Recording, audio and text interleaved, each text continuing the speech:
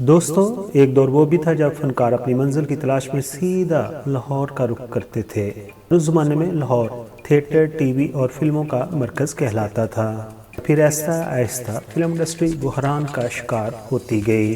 फनकारों ने कराची का रुख करना शुरू कर दिया और इस तरह कराची शोबिज़ इंडस्ट्री का हब बन गया। और लाहौर और इस्लामाबाद के पढ़े लिखे नौजवानों ने फ़न की दुनिया में अपना करियर बनाने के लिए रोशनियों के शहर में आकर डेरे डाल दिए।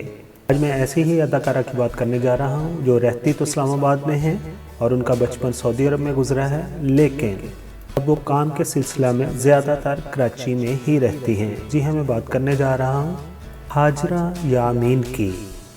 तो हम सब इकट्ठे पढ़ते हैं तो बस दोस्त बन गए, लड़के भी लड़कियां भी। अच्छा, जो सफ़ीर है ना, वो मेरी बहुत हेल्प करता है पढ़ाई में, तो हम ऐसे दोस्त बन गए। अगर तुम्हारी फूफो मुझसे ये बात कहती ना तो पहले तो कस के 2 थप्पड़ लगाती। हाजरा यामीन 6 अप्रैल 1994 को पैदा हुई हैं। आपके वालिद सऊदी एयरलाइंस में काम करते थे, इसलिए उनकी इब्तदाई ज़िंदगी सऊदी अरब में गुजरी है। आपके अगर बहन भाइयों की बात करें तो आपकी 4 बहनें और 1 भाई है। आप अपने बहनों भाइयों में सबसे छोटी हैं। सन 2000 में आपकी फैमिली सऊदी अरब से इस्लामाबाद में शिफ्ट हो गई। दोस्तों, अब बात करते हैं हाजरा यामीन की एजुकेशन की। तो उन्होंने रूट्स स्कूल सिस्टम से ओ लेवल और जामिया फातिमा जनाब बराए ख़वातीन इस्लामाबाद से कम्युनिकेशन में ग्रेजुएशन की हुई है। हाजरा यामीन को बचपन ही से एक्टिंग का शौक़ रहा है। स्पेशली जब आप यूनिवर्सिटी में गई तो वहाँ से आपने थिएटर पर काम करना शुरू कर दिया। 2011 से वो नॉन स्टॉप थिएटर कर रही हैं। दोस्तों, अब तफसील से बात करते हैं कि हाजरा यामीन को एक्टिंग का कैसे शौक़ हुआ। तो जब उनकी सिर्फ उम्र 13 बरस थी और जब उनकी उम्र सिर्फ 13 बरस थी तो उन्होंने इस्लामाबाद क्लब में थिएटर मुंबई ड्रीम देखा तो उनको अदाकारी का शौक़ हुआ। थिएटर को देखने के बाद उन्होंने सोच लिया था कि वो भी एक्ट्रेस बनेंगी। हाजरा यामीन ने अपने फ़नी सफ़र के इब्तिदा ही में अनवर मकसूद जैसे मंझे हुए ड्रामा निगार की सरपरस्ती में कबूल थिएटर सियाचिन में शानदार परफॉर्मेंस का मुजाहरा किया और चंद बरस थिएटर पर अदाकारी के कमालात दिखाने के बाद टीवी ड्रामा और फिल्मों में काम करने का जुनून उन्हें कराची ले आया। दोस्तों, आपकी फैमिली में कोई भी पहले से शोबिज़ में काम नहीं करता, इसलिए आपके घर वालों ने कभी भी उन्हें सपोर्ट नहीं किया। हाजरा यामीन की उर्दू शुरू में ख़राब थी क्योंकि उर्दू जब बोलती थी तो उसके अंदर उनका पंजाबी का लहजा भी आता था।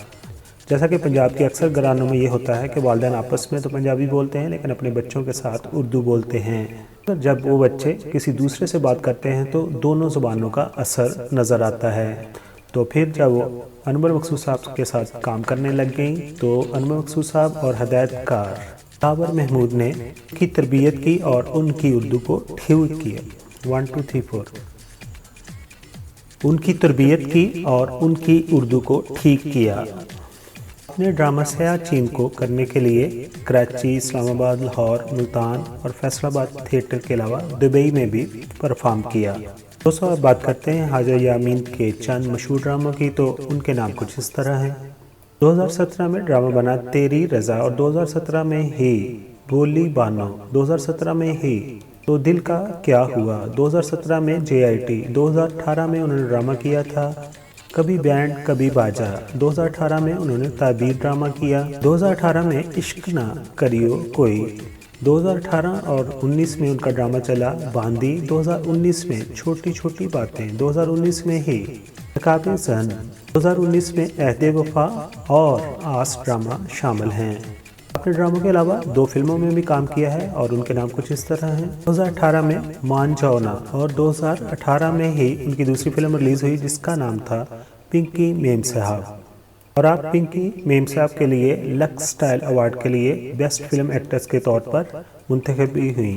दोस्तों, आखिर पर बात करते हैं हाजरा यामीन की अज़वाजी ज़िंदगी की। तो उन्होंने अभी तक शादी नहीं की और उनका अगर कैरियर भी देखा जाए तो बहुत कम अर्सा पर मुहित है।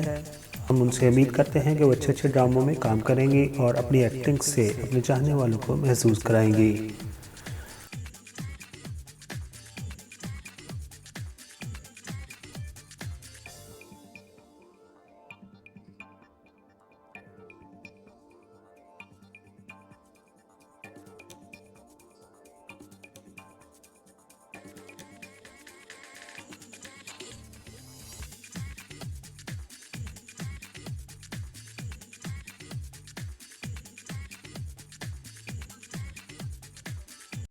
दोस्तों दूसरे चैनल की तरह मैं शुरू में नहीं कहता कि मेरे चैनल को सब्सक्राइब कर दीजिए, लेकिन अभी आपने वीडियो मुकम्मल तौर पर देख ली है।